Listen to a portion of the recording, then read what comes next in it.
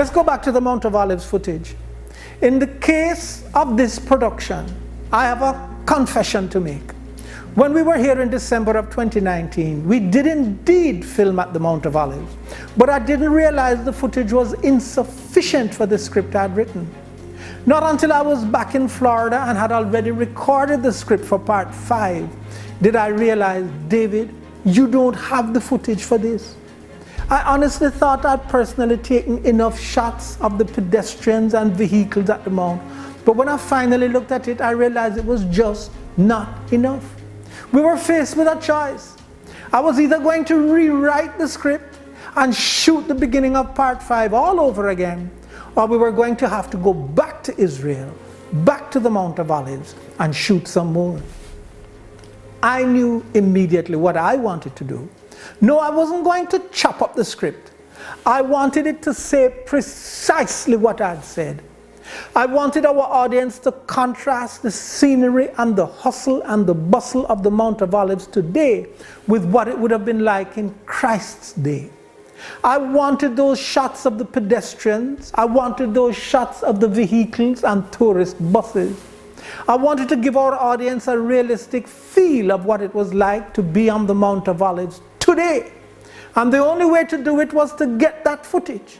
That meant I'd have to go back to Israel, or have someone from our little team back in London take a quick trip back to Israel to get more footage.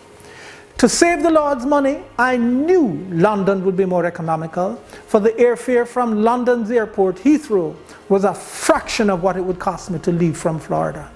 In fact, one could get a round-trip ticket from London to Tel Aviv for under $400 US, whereas if I went from Florida, it would be over $1,000 round-trip. One of our colleagues, Brother John Noel, whom I barely met in London back in December, opted to go for us. He would make the short 4-day trip and get the shots we needed. And so we purchased the tickets.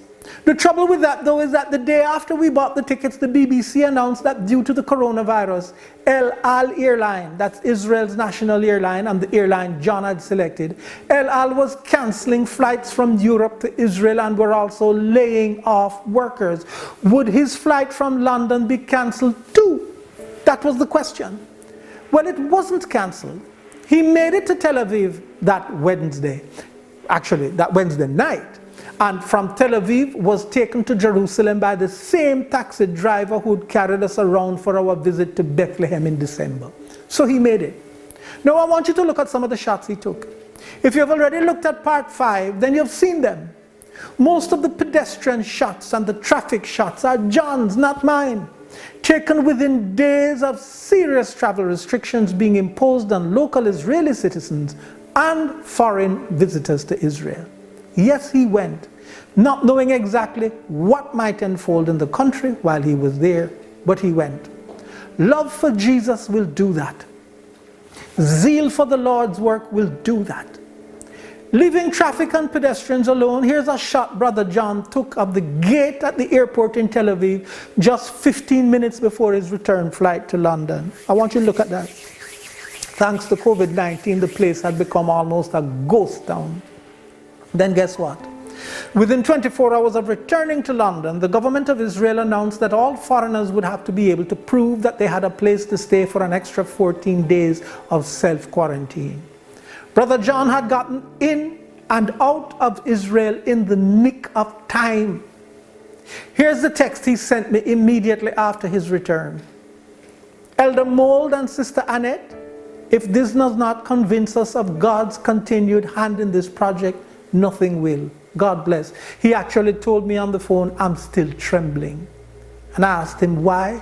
He said he felt like he was standing on holy ground.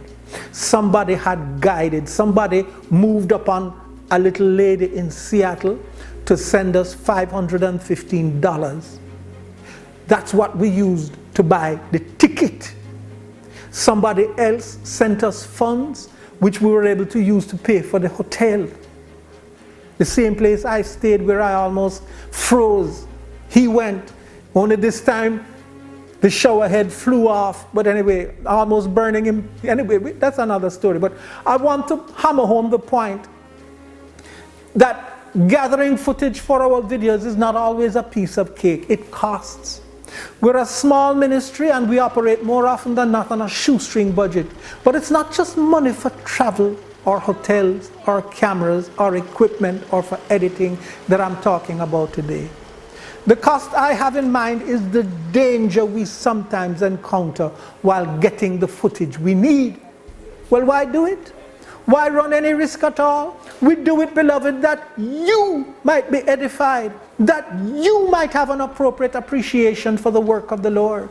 Me, I'm a perfectionist and I love beautiful shots, yes, but this is done for God's people as you sit back. When we take you to places that you might not otherwise visit, and we do it, of course, that souls might be won, their curiosity sparked by good video, whether it be from the Western Wall or the wall in Bethlehem covered in graffiti. You know something? Now is as good a time as any to take you up to the graffiti covered wall in Bethlehem. Annette, you're going to come across all kinds of graffiti on this wall. But I want the pictures.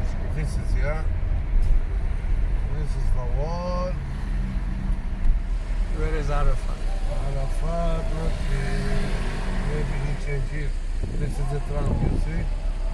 Oh, there's Donald Trump. Donald Trump.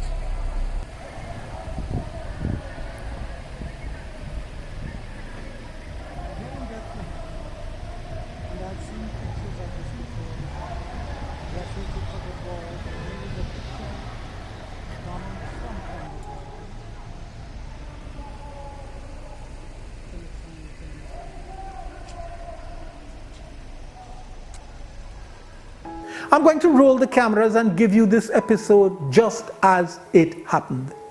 While here, my heart was in my mouth for a while. While I was busy filming, little did I know that brave Sister Annette had gotten out the car and wandered off and was taking pictures of her own, no doubt fascinated by what she was seeing on the wall. There is Sister Brenda, reasonably close to Mohammed's taxi, but not Annette. Annette was nowhere to be found.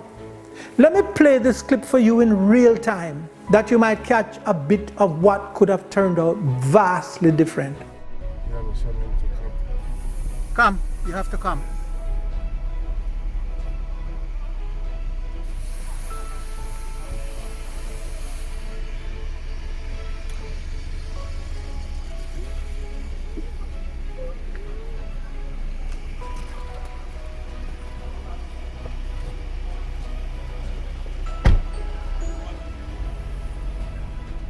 Friend, I work in the inner city in Jamaica, Denham Town, Jamaica.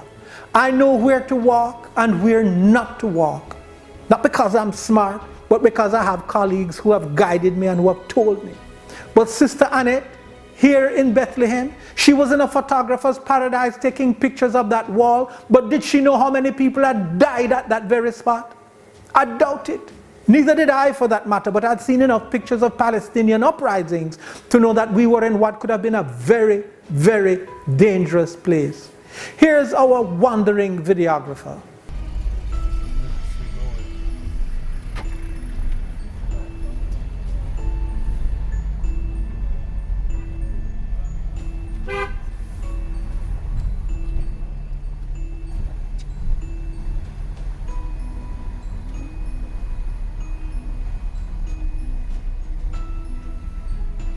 Annette, he says you have to get in.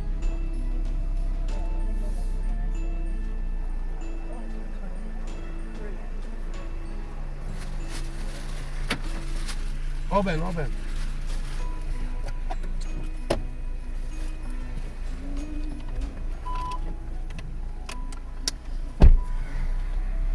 I'm sorry about that.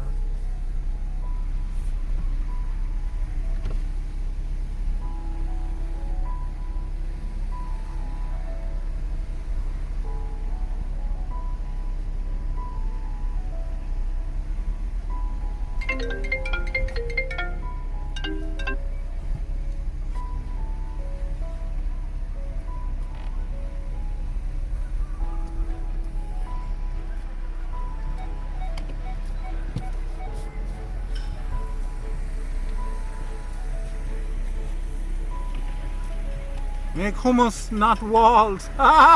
Did you see that? Make hummus, not walls.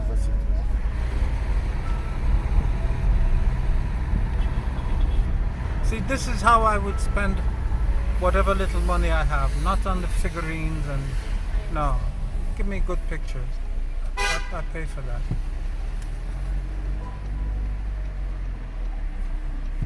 Make hummus.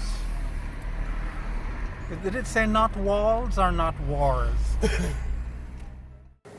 So much for that. The last thing I think I'll show you today is footage from some of the tourist shops where the figurines and artifacts for sale are made in this town. I love the dust. I love the noise of the workshop. And yes, I love going behind the scenes. We all went behind the scenes. All 4 cameras were rolling that day. In fact, I think Sister Annette by herself had 2 or 3 cameras. So let me take you into a couple of these shops. Once again, I'll shut up for the most part and just roll film.